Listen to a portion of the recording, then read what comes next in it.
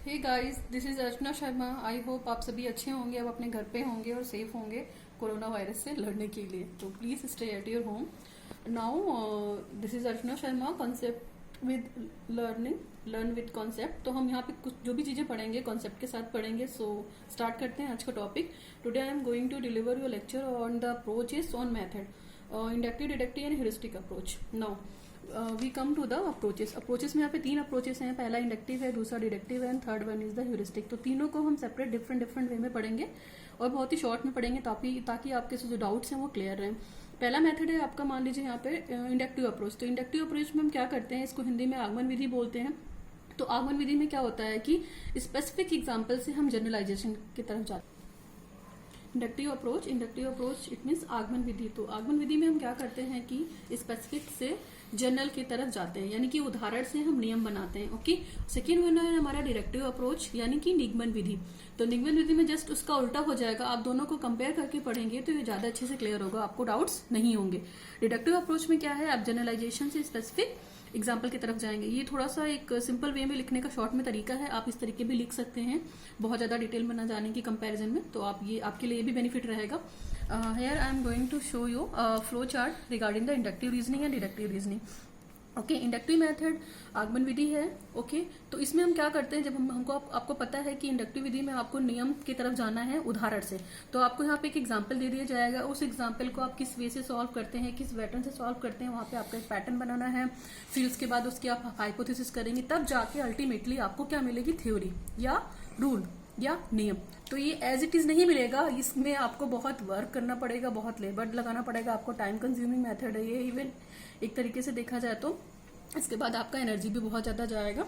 तो ये हम ये कह सकते हैं कि प्राइमरी लेवल के लिए तो बेटर है, बट हायर लेवल के लिए या सेकेंडरी लेवल के लिए मेथड बेटर नहीं है तो दोनों अप्रोचेस बहुत ही अच्छे, इंडक्टिव अप्रोच भी और डिडक्टिव अप्रोच भी। Okay. Now we come to the deductive reasoning. ये अप्रोच जो है स्पेशली मैथ्स के लिए बहुत अच्छा है। मैथ्स में हम क्या करते हैं कि थ्योरी आपको पता होती है, फिर आप हाइपोथेसिस बनाते हैं, फिर ऑब्जर्वेशन बनाते हैं, फिर लास्ट में आप क्या करते हैं कि आप इसको कंफर्म कर देते हैं। कंफर्म इन द सेंस कि आपको स्पेसिफिक एग्जांपल की तरफ से आ जाए। जिससे आपको रूल पता है a+b का होल स्क्वायर, ये आपको पता है, ठीक है। लेकिन आपको इसका डेरिवेशन कैसे करना है, तो आप ये डिडक्टिव मेथड के थ्रू बहुत इजीली कर सकते हैं। जैसे a+b का whole square is equal to a² + b² + 2ab। तो आपको ये होल स्क्वायर वाला पैटर्न पता है और आप इसको कैसे डेरिवेट करेंगे, 1 by 1 जाके, फिर लास्ट में कंफर्मेशन होगा। Now we come to the next. यहाँ पे मैं आपको छोटी सी टिप देती हूँ, इन दोनों में कंफ्यूजन ना हो आपको। जैसे इंडक्टिव मेथड की बात करते हैं तो ये आगमन विधि है। तो आगमन विधि का आ याद रखेंगे, आप हिंदी से याद रखेंगे तो आपको ज्यादा क्लियर रहेगा। जैसे ये आगमन विधि है तो आगमन विधि का अ से उ ले लीजिए आप, आ से उ ले लेंगे तो आपको क्लियर हो जाएगा कि इस विधि में क्या होता है, उदाहरण से हम सामान्य की तरफ जाते हैं या स्पेसिफिक से हम जनरल की तरफ जाते हैं। ओके। हम लोग इसको बॉटम अप अप्रोच भी बोलते हैं ना। दूसरा कैसे याद रखेंगे, दूसरा जाहिर सी बात है जैसे इसका उल्टा हो जाएगा। तो निगमन विधि या डिडक्टिव मेथड, निगमन विधि से आप निगमन से नी से आप नी ले लीजिए, नियम, नी से पता ही आपको नियम बन जाएगा। तो नियम से विशेष की ओर जाएंगे तो वो विधि आपकी डिडक्टिव विधि होगी। तो ये छोटी सी टिप थी, आप इस टिप को याद रखेंगे तो कंफ्यूजन क्लियर नहीं होगा, दूर रहेगा आपका डाउट। ओके। नाउ अभी हम इसको थोड़ा डिटेल में पढ़ते हैं। इंडक्टिव अप्रोच, इंडक्टिव अप्रोच क्या है, एक तरीके का मेथड है जिसमें हम क्या करते हैं, कंक्रीट से लेके एब्स्ट्रैक्ट तक जाते हैं, पर्टिकुलर से जनरल की तरफ जाते हैं। मैंने आपको पहले बताया कि ये बॉटम अप अप्रोच है, नोन से अननोन की तरफ भी जाएंगे। तो इस मेथड को हम प्राइमरी लेवल पे ही बेस्ट करा सकते हैं। ये क्या है, सेल्फ लर्निंग को प्रमोट भी करता है, ठीक है। बस ये टाइम कंज्यूमिंग है। ओके। ना अभी डिटेल में हम कंपेयर करेंगे तो ज्यादा अच्छे से क्लियर हो जाएगा। मेरिट की बात करते हैं तो ये अंडरस्टैंडिंग लेवल को डेवलप करता है आपके अंदर, साइंटिफिक अप्रोच को डेवलप करता है। इसके बाद ये साइकोलॉजिकल मेथड भी है और आपके अंदर क्रिएटिव थिंकिंग को भी प्रोवाइड करेगा।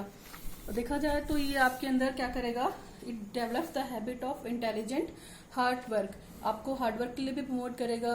Reasoning is the key note in this approach, reasoning भी बताने में आपको हेल्प करेगा।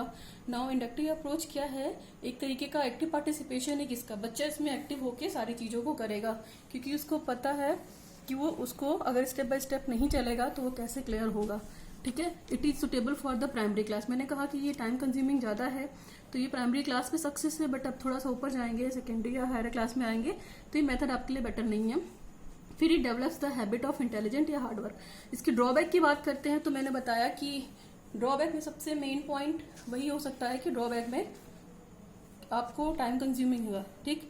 इसका रेंज काफी ज्यादा बड़ा है, ठीक है। आप अंडरस्टैंडिंग से कर करके धीरे टॉपिक पे आएंगे, स्टेप बाय स्टेप आएंगे, तो इसमें आपको कुछ भी पका पकाया नहीं मिलेगा, पका पकाया नहीं मिलेगा, और आपको काफी ज्यादा हार्ड वर्क करना पड़ेगा।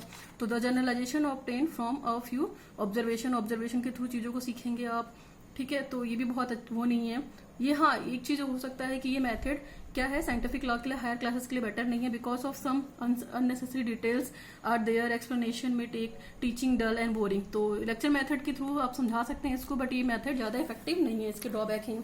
स्टेप की बात करेंगे तो 3 से 4 स्टेप हैं केवल। तो मैंने वही आपको बोला था कि यहाँ पे सबसे पहले आपको क्या देना है, स्पेसिफिक एग्जाम्पल देना है। तो पहला एग्जाम्पल क्या हो सकता है, presentation of a specific example. आप एक स्पेसिफिक एग्जाम्पल दीजिए। नेक्स्ट है आपका, उसको आप ऑब्जर्व करिए, उसको निरीक्षण करिए कि आपको कैसे सॉर्ट आउट करनी है। फिर ऑब्जर्वेशन के बाद आप उसको जनरलाइजेशन करेंगे। ये आपका थर्ड स्टेप हो गया। Now we come to the fourth step. Fourth step में आपका टेस्टिंग एंड वेरिफिकेशन है। फिर लास्ट में आप उसको टेस्टिंग करेंगे या वेरीफाई करेंगे। ये हो गया आपका इंडक्टिव अप्रोच। डिडक्टिव अप्रोच के बारे में थोड़ा सा डिटेल देख लेते हैं, फिर हम कंपेयर करेंगे लास्ट में। डिडक्टिव अप्रोच मैंने पीछे बताया कि ये निगमन विधि है। निगमन से आप नहीं याद रखेंगे तो नियम से एग्जाम्पल की तरफ जाना है आपको, क्लियर।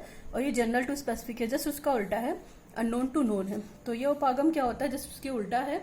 और आप इसको देखेंगे तो आपको ये जनरल से स्पेसिफिक की तरफ जाएगा। ये स्पेशली मैथ्स के लिए बहुत अच्छा है, मैथ्स के लिए बहुत अच्छा है, और आप बड़े क्लास में इसको यूज कर सकते हैं।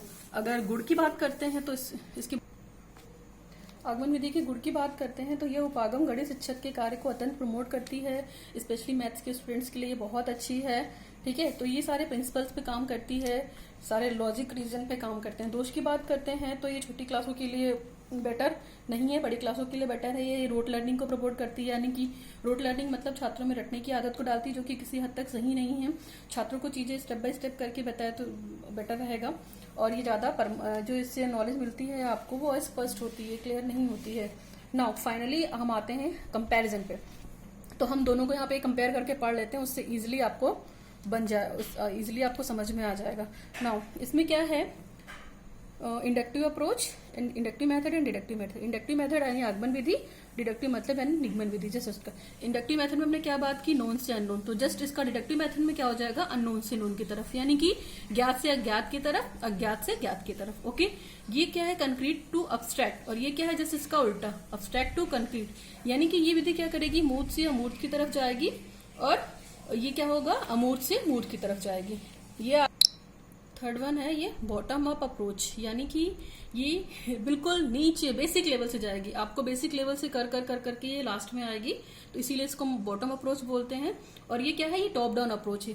ये आपको टॉप पे रहेंगे, आप टॉप पे रहेंगे, बट आपको चीजें करके नीचे लानी होगी कि थ्योरी कैसे आई। नाउ इसका जस्ट एक और आप ले सकते हैं, एग्जाम्पल टू रूल, और इसका ये जस्ट उल्टा हो जाएगा, रूल टू एग्जाम्पल। यानी कि यहाँ पे एग्जाम आप नियम से उदाहरण से नियम बनाएंगे, यहाँ पे नियम से उदाहरण को देंगे। ये स्पेसिफिक टू जनरल, और दिस इज ये जनरल टू स्पेसिफिक। और ये जो आपकी इंडक्टिव मेथड है वो डाइवर्जेंट थिंकिंग को प्रमोट करता है। डाइवर्जेंट थिंकिंग मतलब आपके सोचने के वे को काफी स्पेंड करता है कि आप चारों दिशाओं में कैसे सोच सकते हैं। क्यों, क्योंकि आपको क्या करना होता है, आपको चीजों को, थ्योरी को जनरलाइज करना होता है। तो जनरलाइजेशन करने के लिए आप एक जगह तो नहीं सोच सकते हैं, इसलिए ये ओपन एंडेड थिंकिंग को प्रमोट करता है। और दूसरा क्या है, ये जस्ट उसका उल्टा हो जाएगा, ये कन्वर्जेंट थिंकिंग को प्रमोट करता है। यानी कि आपको एक रूल बता दिया गया है और उसी रूल पे आपको डेरिवेशन कैसे कर रहे हैं ये करेंगे। तो इसमें क्या है, आप एक ही एरिया में रहकर सोचेंगे। और ये देखा जाए तो ये लर्निंग बाय डूइंग को प्रमोट करता है। हमने पहले बोला कि इसमें आपको चीजें एट इज रेडीमेड नहीं मिलेंगी, आपको करके ही सीखना पड़ेगा। ओके, और ये प्राइमरी लेवल के लिए बेटर है, और ये अपर प्राइमरी लेवल के लिए बेटर है। ये मैथ्स के स्टूडेंट्स के लिए बेटर है। जैसे वहां पे मैंने बताया कि आप डेरिवेशन का यूज कर सकते हैं, ये मैथ्स के लिए बहुत अच्छा है। और यहाँ पे ये सिंपल टू कॉम्प्लेक्स है, और ये कॉम्प्लेक्स टू सिंपल है। ये बहुत टाइम कंज्यूमिंग है, ये कम टाइम है। तो आप एज इट इज देखिए, आपको इंडक्टिव डिडक्टिव मेथड मैंने काफी इजी में पढ़ा दिया, डिटेल भी दे दिया, इवन लास्ट में कंपेयर भी कर दिया, तो आप कभी भूलेंगे नहीं। अगर आप अभी नेक्स्ट वीडियो में मैं इसके आगे का मेथड डिस्कस करूंगी, ह्यूरिस्टिक मेथड या लेक्चर मेथड। तो इस मेथड से रिलेटेड आपको कोई भी प्रॉब्लम है, inductive deductive positive negative points कुछ भी, अगर आपको कॉन्सेप्ट क्लियर नहीं हुआ है तो आप मुझे कमेंट सेक्शन में बता सकती हैं। I will discuss your doubts definitely. Please learn with concept. मेरा यहाँ पे मेन मोटो यही है कि जो भी आपको पढ़ाऊँ वो कॉन्सेप्ट के साथ पढ़ाऊँ, शॉर्ट्स में पढ़ाऊँ, ताकि आपको चीजें क्लियर हो जाएंगी। Thanks watching for my channel learn with concept bye Archana Sharma. Thank you.